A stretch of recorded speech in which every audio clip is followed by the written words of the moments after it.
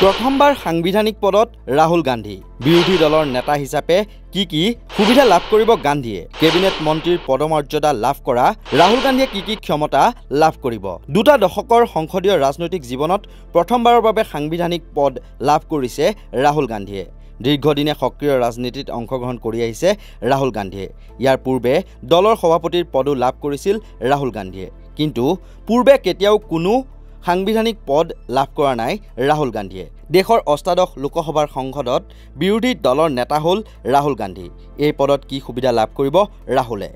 বিৰোধী দলৰ নেতাই কেবিনেট মন্ত্ৰীৰ পদমৰ্যাদা লাভ কৰে অৰ্থাৎ কেবিনেট মন্ত্ৰীসকলে চৰকাৰৰ পৰা যিবোৰ সুবিধা পায় সেই সকলো সুবিধা লাভ কৰিব ৰাহুল গান্ধীয়ে ৰাহুলৰ বাবে সংসদ ভৱনৰ ভিতৰত সুকীয়া কাৰ্যালয় থাকিব আনহাতে ক্ষমতা হিচাপে ৰাহুল গান্ধীয়ে CBIৰ সঞ্চালক নিৰ্বাচন আয়ুক্ত ৰাষ্ট্ৰীয় মানৱ অধিকাৰ আয়োগৰ অধ্যক্ষৰ নিযুক্তি সমিতিত স্থান পাব বিৰোধী দলৰ নেতা হিচাপে অৰ্থাৎ সকলো গুৰুত্বপূৰ্ণ কেন্দ্ৰীয় সংস্থাৰ মুৰব্বী নিযুক্তি দিয়াত ৰাহুলৰ কথাই গুৰুত্ব লাভ কৰিব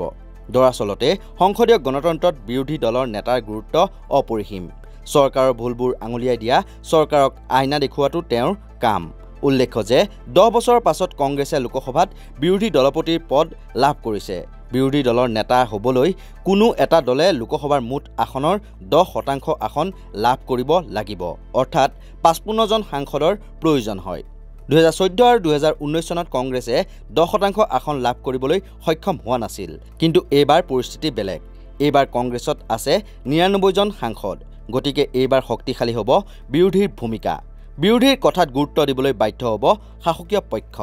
নেশ্যনেল ডেস্ক নৰ্থ ইষ্ট নাও